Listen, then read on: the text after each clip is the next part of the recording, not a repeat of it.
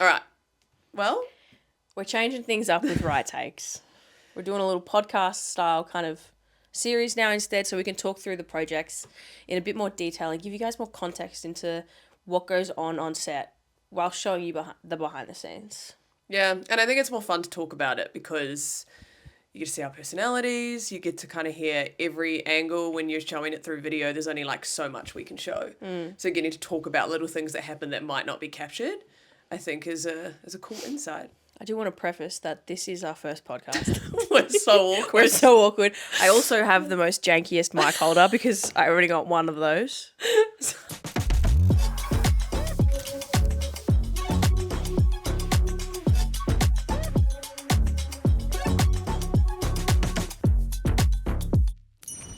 Okay. So what project are we talking about today? Today we are talking about F45. So we filmed some interviews with their athletes who are also franchise owners. So F45 wanted to use these videos to basically sell franchises, show all the benefits, show how community. Community, how much F45 has grown and how much it's changed. So we did the first shoot in Croydon in Melbourne, and then we flew over the next week to Christchurch in New Zealand. So it was jam-packed. Yeah. It was full on. And it was a quick turnaround that we had to do. It was like 2 weeks turnaround for both. Yeah. And there was like multiple videos that we were creating, like the hero video and then like different ad cut downs as well. Yeah, and ironically speaking about it today, it was also, they were trying something new. So with the New Zealand interviews, we did podcast style. So quite similar to this, which we were nervous about because especially for a video that you had to cut down quite a bit. It was, meant to be like social ads. Yeah. Like, I think it was like 30-second snippets for a few of them. Yeah. But it was like a 20-minute podcast video. And it was also a lot of pressure for the guys doing it because we needed them to not ramble like we are. So we say that they did a great job considering. Very well. Yeah. They did very well. Yeah. Surprisingly, like not surprisingly on them, surprisingly because of the format of being a podcast. And there was still a lot of prompts that F45 had provided that they needed the athletes to cover. So, yeah, Geordie and Brooke. Yeah.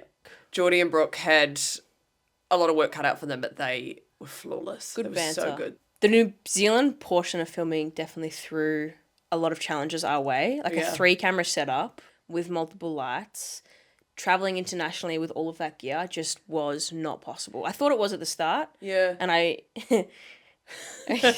went and bought some little light stands and a little light bag, and I was going to take all of the gear with us. You didn't buy little. You literally bought a full travel pack of camera gear. Yeah, I did. And then I spoke to some more people about it. Yeah. Like, and how difficult it was going to be. Very standard Rachel. But yeah, there was lots of people online on Instagram who helped me out. And that's when we discovered you have to get a carnet or carnet. Carnet.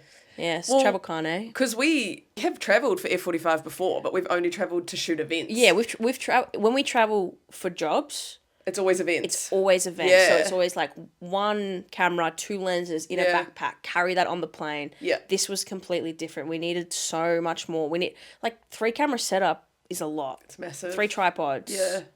Multiple lights. So, yeah, I had to get researching into a carnet, which turns out is a really big deal. Yeah. Yeah. You have to list every single piece of equipment. So tedious.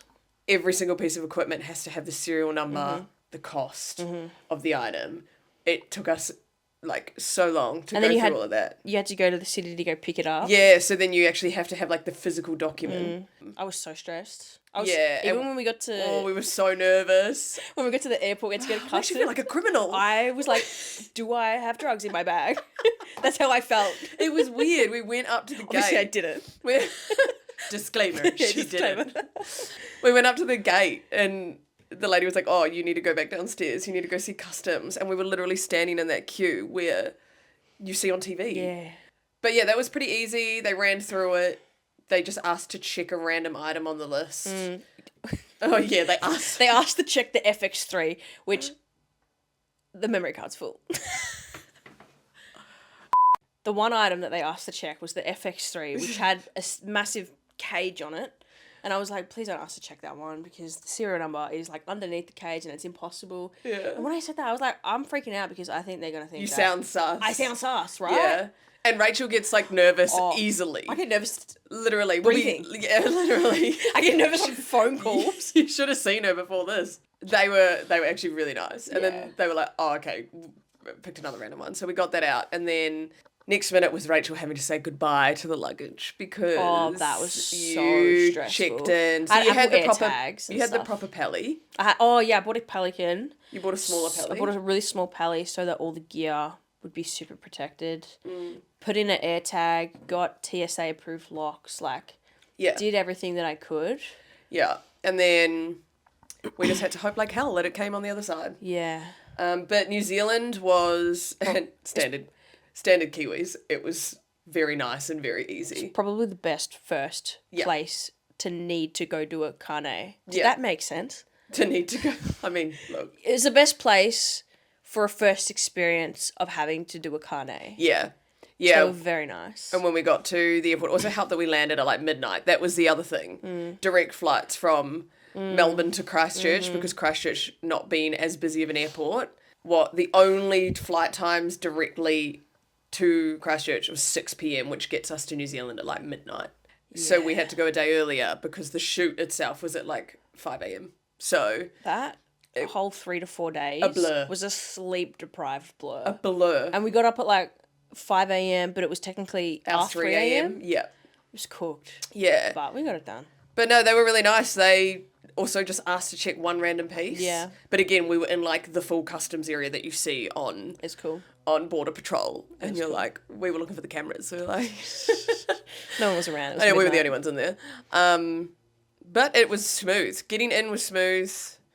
Yeah, we got to the hotel. So we had a day.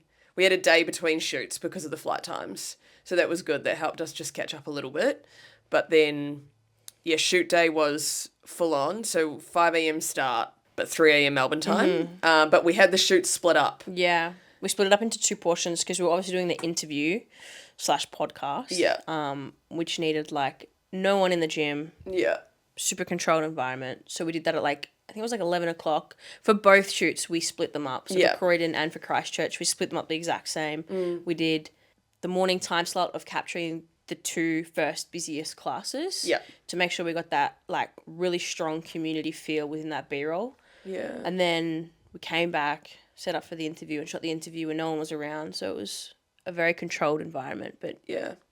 It was good though because it was 2 completely different setups between the 2 franchises.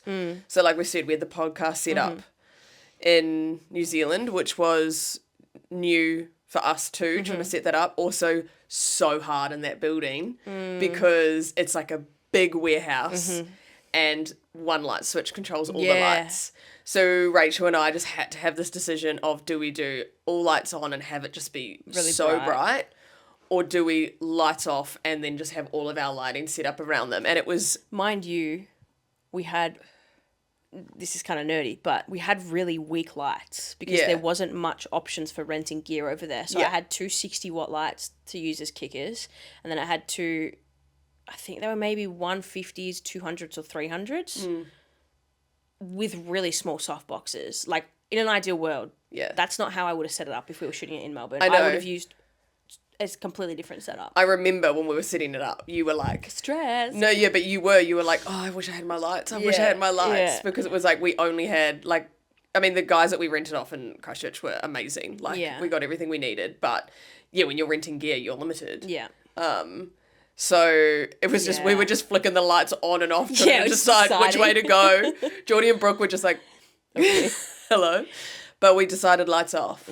Lights off. Normally we do shoot with lights off, but normally there is a bit of like natural light coming within the space, or we can just turn off a few light switches. Yeah, but it worked so well.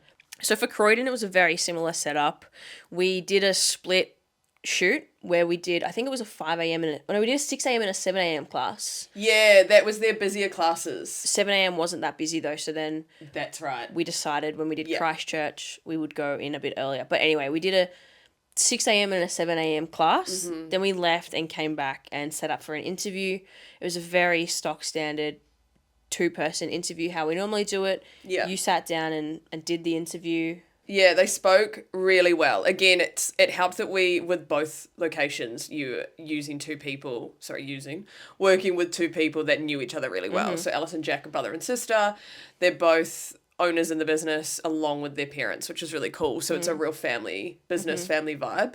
We'd also met them when we were filming High Rocks. Yeah. So we'd met Alice, so it was nice having those familiar faces. Always helps because, as you can see, no matter who you are, being in front of camera can just feel weird. Yeah. So they did really well. They complimented each other really well. It was also really easy to talk about the business because they both deal with different sides of the business, so it just flowed. So I was there interviewing them, but minimal direction was needed because they did really well. Yeah, they spoke so well. So it was a full-on 2 weeks getting it all done in such a short space of time. You had editing pressure. Yeah. But it was so much fun. We love shooting with F45. Yeah, really fun. It's always just the energy is so great. Yeah. It was also nice doing something different. We shoot a lot of events for them. Yeah. So it was fun doing this side of things and doing more internal stuff for them. Especially because I feel like everybody who is involved in F45 is really passionate about F45. Yeah. And so it's you're working with these people who are really passionate about what you're filming. Yeah. And it just makes it fun, makes the experience really good, and it makes it really easy to create good content of them because it's so authentic.